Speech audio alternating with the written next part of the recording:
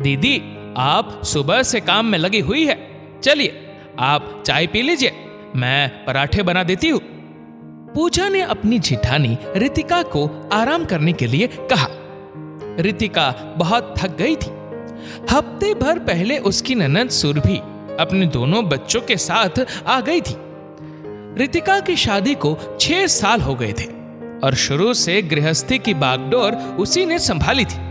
क्योंकि सासू मां की तबीयत खराब रहती थी, रितिका एक बहुत ही कुशल गृहिणी है, लेकिन 1 महीने लगातार बिना किसी घरेलू सहायता के ननद और बच्चों की मेहमान नवाजी करना उसके लिए मुश्किल हो रहा था। देवरानी पूजा एक कंपनी में इंजीनियर है। रितिका को ही ज्यादातर काम अकेले संभालने पड़ते थे। पूजा जहां तक हो सकता उसका हाथ बटाती, लेकिन पहले ऑफिस और अब वर्क फ्रॉम होम के चलते उसका सहयोग होते हुए भी रितिका पर बहुत काम पड़ता था। ऊपर से सुरभि और उनके बच्चों के नखरे अलग। पूरा दिन फरमाइशों के दौर चलते रहते थे। ननद जी का जलवा ही कुछ ऐसा था। पहले भी वो जब आती थी, उनके स्वागत सत्कार में रितिका को लग जाना पड़ता था। 2 भाइयों की इकलौती बहन, ऊपर से अपने माता पिता की लाडली। जिस साल उनका जन्म हुआ था उस साल उनके पिताजी को व्यवसाय में बहुत मुनाफा हुआ था और इसी कारणवश उन्हें ससुराल गए 12 साल हो जाने और सासू मां के ना रहने के बावजूद भी ननद रानी का महत्व कम नहीं हुआ है। रितिका के पति का सुपर स्टोर है, इसलिए उन्हें सुबह 8 से 11 और शाम को 4 से 6 उसे खोलना ही पड़ता है। पूजा के पति सौरभ भी बड़े भाई के साथ सहायता करने चले जाते हैं। पूजा को 9 बजे कंपनी का काम चालू करना होता है। उसके बाद उसे दोपहर तक समय नहीं मिलता। सब लोग समय पर नाश्ता कर लेते हैं, लेकिन रितिका को राहत नहीं मिलती है। ननद जी अपने बच्चों के साथ 10 बजे के बाद उठती है। जो सुबह सबके लिए बना है वो परोसना तो जैसे पाप है। किसी को जूस चाहिए, किसी को डोसा। ननद जी उठते ही आकर चाय की फरमाइश ठोक देती है। फिर उनके चाय के समय उनके साथ बैठो भी, वरना बुरा मान जाएगी कि हमारी कोई कद्र नहीं है। रितिका उनकी बातें सुनते हुए ही दोपहर के खाने की तैयारी कर लेती है।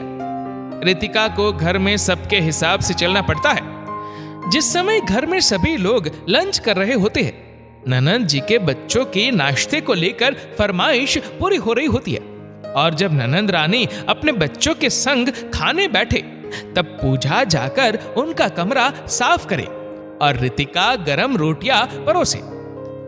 ऑनलाइन स्टडी के नाम पर ननद जी अपने बच्चों को लेकर कमरे में ही बैठी रहती है।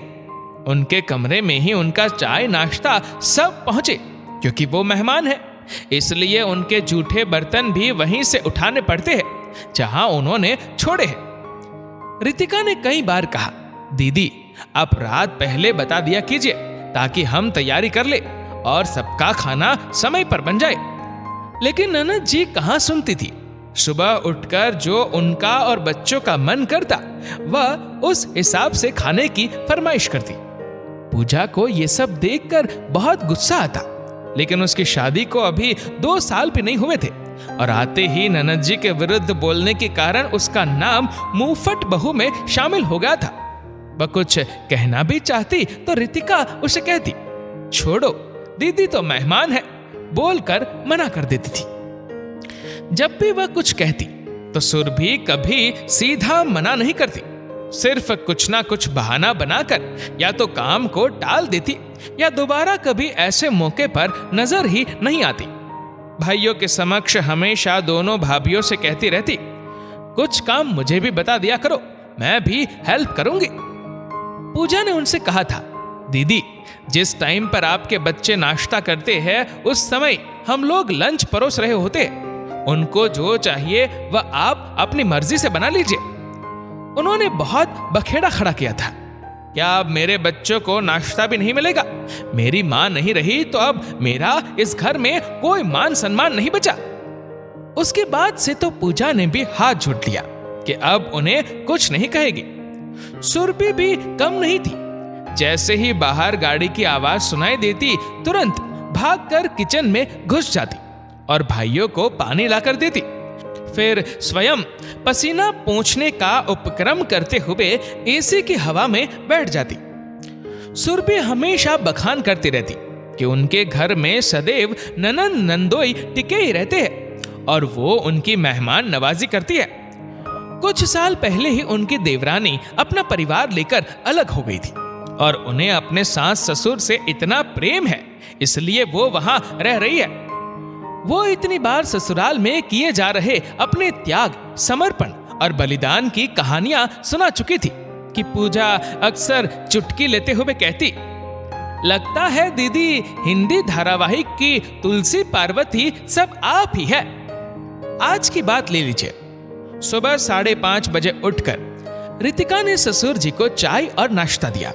6 बजे पूजा उठी और दोनों ने मिलकर साफ सफाई की और नाश्ता बनाया। सभी का नाश्ता होने के बाद बर्तन और कपड़े हुए। फिर सुबह ननद जी और बच्चों के लिए 11 बजे नाश्ते में ब्रेड रोल के बाद फिर 1 बजे बच्चों के लिए जलेबियां बनी। अब 3 बजे लंच में पनीर के परोठों की फरमाइश आई थी। पराठे बनाकर पूजा आकर रितिका के पास बैठ गई और कहने लगी, दीदी कभी तो आप भी सोचती होंगी ना कि यदि ये इतनी व्यवहार कुशल है तो इनके घर में इनकी क्यों किसी से नहीं बनती। रितिका ने कहा, तुम्हें क्या लेना देना है, किसी और के घर में क्या हुआ हमें क्यों जानना है। पूजा कौन सा मानने वाली थी। चलो मान लिया, मुझे नहीं पूछना चाहिए, लेकिन एक बात बताओ दीदी, अगर ये इतना काम करती है और 1 महीने से यहाँ है तो इनका घर कैसे चल रहा है। मात्र 1 घंटे का रास्ता है, गाड़ी में इमरजेंसी पास बनवा कर भी वापस जा सकती है, तो जा क्यों नहीं रही। अब इन्हें अपने घर, पति, सास ससुर की चिंता नहीं है। रितिका ने कहा, ये सब सोचने का कोई मतलब नहीं निकलता है। जब जैसी स्थिति आए वैसे ढल जाना चाहिए। चलो मैं खाना लगाती हूँ, तुम जाकर उन्हें बुला लाओ और उनका कमरा साफ कर देना, बहुत गंदा हो जाता है। पूजा जानती है कि रितिका सही कह रही है, लेकिन फिर भी उसका मन सुरभि को लेकर शंकित रहता था। सुरभि के कमरे में सफाई करने गई तो उनके कमरे की अस्त व्यस्त हालत देखकर उसका माथा ठनक गया। सुरभि शायद बाथरूम में थी। उनके बच्चों को डाइनिंग रूम का निर्देश देकर पूजा ने उनके कमरे को व्यवस्थित करना शुरू किया। तकिए के नीचे चार्जिंग पर लगा हुआ फोन अचानक एक मैसेज से चमका, तुम्हारी कोई जरूरत नहीं है, तुम वहीं अपने मायके में रहो। मैसेज सुरेश जीजाजी की तरफ से था। अब तो उत्सुकता उससे संभाली नहीं गई। वो जानती थी कि यह गलत है, लेकिन फिर भी उसने सुरभि का फोन खोलकर सारे मैसेज पढ़ डाले। एक क्रम से 10-12 मैसेज जो कुछ इस प्रकार थे, तुम्हें घर में अपनी जिम्मेदारियों से कोई मतलब ही नहीं है। जैसे ही तुमने पापा की तबीयत खराब देखी तुम बच्चों समेत मायके चली गई। मैंने तुम्हें मना किया था, फिर भी तुमने मेरी बात नहीं सुनी। तुम्हारा मायके जाना इतना जरूरी हो गया। जाने के पहले तुमने जो इतना नाटक किया था मुझे अब समझ में आ रहा है। तुम हमेशा बेमतलब रितिका भाभी और पूजा की बुराई करती रहती हो। आज मेरी सौरभ से बात हुई थी, तुम्हारे पापा बिल्कुल स्वस्थ है। झूठ बोला था तुमने कि तुम्हारे पापा की सेवा करने वाला कोई नहीं। वह तो अच्छी बात है कि काव्या दीदी आ गई थी और उन्होंने सब कुछ संभाल लिया, वरना मैं अकेला कितना परेशान हो जाता। कितनी बार तुमसे कह चुका हूं कि मैं लेने आ जाता हूं, लेकिन तुम हर बार कुछ ना कुछ बहाना करके टाल देती हो। मैं अच्छी तरह समझता हूं कि तुम मेरे माँ बाप के लिए कुछ करना ही नहीं चाहती। वैसे भी जरूरत पड़ने पर हमेशा मैं और काव्या दीदी ही करते हैं। यहाँ रहकर भी तो तुमने उन्हें पूरी तरह नौकरों के भरोसे छोड़ रखा है। रमाबाई ने भी एक बार मम्मी को फोन करके पूछ लिया, अम्मा आप लोग ठीक तो है, लेकिन तुमको कोई लेना देना नहीं। भला हो नीलम का, तुमने उसको इतना बेइज्जत और इतना परेशान करके घर से जाने को मजबूर कर दिया था। लेकिन पापा की तबीयत के बारे में जानकर काव्या दीदी के कहने पर वो और देवेश भी आ गए। अच्छा ही हुआ कि नीलम घर से अलग हो गई थी। पहले नौकरी और घर में काम के साथ उसे तुम्हारी राजनीति भी झेलनी पड़ती थी। तुम किसी को शांति से रहता हुआ नहीं देख सकती। अपनी नौकरियों और बच्चों को संभालते हुए भी मम्मी और पापा की पूरी देखभाल हम लोग कर रहे हैं। मुश्किल है लेकिन सब कुछ मैनेज हो रहा है। तुम्हारी कोई जरूरत नहीं है, तुम वहीं अपने मायके में रहो। पूजा का शक यकीन में बदल गया। उसने ऊपर के और भी मैसेज पढ़े तो उसे समझ में आया कि जीजाजी और सुरभि के बीच काफी समय से बहस चल रही थी। उसने मन ही मन कुछ निर्णय लिया और चुपचाप फोन रख दिया। शाम की चाय लेकर वो सुरभि के कमरे में गई। सुरभि टीवी पर कोई धारावाहिक देख रही थी। पूजा को देखकर बोली, अरे वाह, आज तो हमारी किस्मत जग गई, तुमको ऑफिस के काम से फुर्सत मिल गई। पूजा ने कहा, मुझे आपसे कुछ जरूरी बात करनी थी दीदी। सुरभि ने उत्सुक होकर पूछा, क्या हुआ? तुम्हारी जेठानी से कुछ बात हुई क्या? कुछ है तो बेझिझक मुझे बताओ। पूजा ने कहा, नहीं दीदी, कोई मेरा अपना है जो अपने तुच्छ और अल्पकालिक स्वार्थ में आकर ससुराल और मायके दोनों की मर्यादाओं का उल्लंघन कर रहा है। बड़ा दुख होता है ये देखकर कि सास ससुर की सेवा से भागकर लोग मायके में जाकर बस जाते हैं और मुफ्त में मेहमान नवाजी करवाते हैं। सुरभि ने कहा, लोग ऐसे ही बेशर्म होते हैं, ससुराल में मायके की नाक कटवाते हैं। सास ससुर के लिए सम्मान और निस्वार्थ सेवा भाव आजकल के लड़कियों में कहा। पूजा ने पूछा, ऐसे में आप क्या सलाह देंगी? सुरभि ने तपाक से कहा, मेरा तो एक ही सिद्धांत है, शादी के बाद ससुराल और ससुराल वालों का स्थान मायके से ऊंचा होता है। आखिरी दम तक उनकी पूरी निष्ठा और समर्पण से सेवा करनी चाहिए। वैसे कौन है ये तुम्हारा अपना? पूजा ने कहा, ये देखिए, कहकर अपने फोन पर लिए गए सुरभि और सुरेश जीजाजी के चैट हिस्ट्री का स्क्रीनशॉट दिखा दिया। खुद को थोड़ा संभाल कर उसने गुस्से में तमतमा कर कहा, तुम जानती हो, अगर तुम्हारी इस घटिया हरकत के बारे में मैं अपने पापा को बता दूं, तो तुम आज ही इस घर से चलती कर दी जाओगी। पूजा ने शांत स्वर में कहा, क्या आप जानती है कि अगर मैं ये सब कुछ आपके पापा और भाइयों को दिखा दूं तो क्या होगा?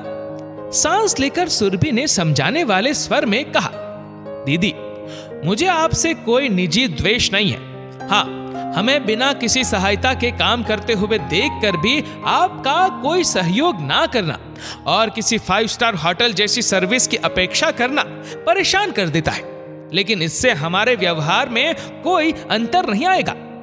पूजा ने आगे कहा, लेकिन ये जो आप अपने ससुराल वालों के साथ कर रही है, उससे हमारे पूरे खानदान का नाम खराब होता है।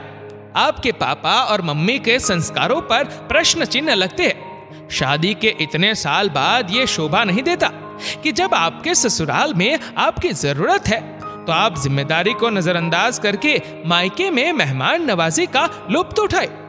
आप अपनी शादीशुदा जिंदगी को अपने आराम के लिए बर्बाद कर रही है। सुरभि समझ गई कि अब कोई पैंतरा नहीं चलने वाला है।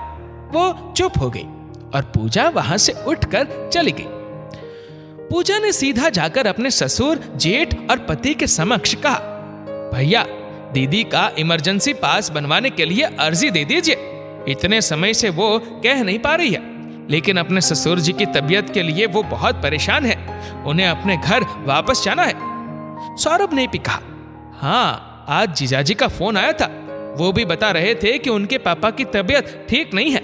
शायद दीदी को सब बहुत मिस कर रहे होंगे। दूसरे दिन ही सुरभि दोपहर को बच्चों समेत जाने के लिए तैयार थी। बड़े भैया और सौरभ उन्हें छोड़कर आने वाले थे। पूजा उन्हें विदाई में देने के लिए साड़ी और श्रृंगार लेने गई तो सुरभि भी पीछे से रितिका को समझाते हुए कहने लगी, पूजा से थोड़ा बचकर रहना। नीलम भी इसके जैसे ही चालबाज थी। मीठी बातें करना और सारा काम तुम्हारे ऊपर डालना, यही करेगी हमेशा। देख लेना, कल तुम्हारी बुराई कर रही थी, मैंने तो सीधा झाड़ दिया था। रितिका ने हंसते हुए कहा, ठीक है दीदी, मैं जानती हूँ कौन चालबाज है। कुछ लगा तो आपको ही बताऊंगी। सुरभि को गाड़ी में बिठाकर विदा करने के बाद पूजा ने रितिका से पूछा, इन्होंने आपको कुछ कहा क्या? रितिका ने कहा, समझा रही थी कि तुम बड़ी चालबाज हो, मैं सतर्क रहूं। जेठानी देवरानी खिलखिलाकर हंस पड़ी, क्योंकि असली चालबाज कौन है ये तो अब सबको पता है। क्या पूजा ने सुरभि को जवाब देकर सही किया? आपके विचारों और सुझावों को नीचे कमेंट करके जरूर बताइएगा। और अगर आपको वीडियो अच्छा लगा हो तो इस वीडियो को लाइक करेगा, शेयर करेगा ज्यादा से ज्यादा लोगों तक, और ऐसे ही और भी इंस्पिरेशनल वीडियोस के लिए सब्सक्राइब करें हमारे यूट्यूब चैनल को और फेसबुक पर फॉलो करें हमारे पेज को। धन्यवाद।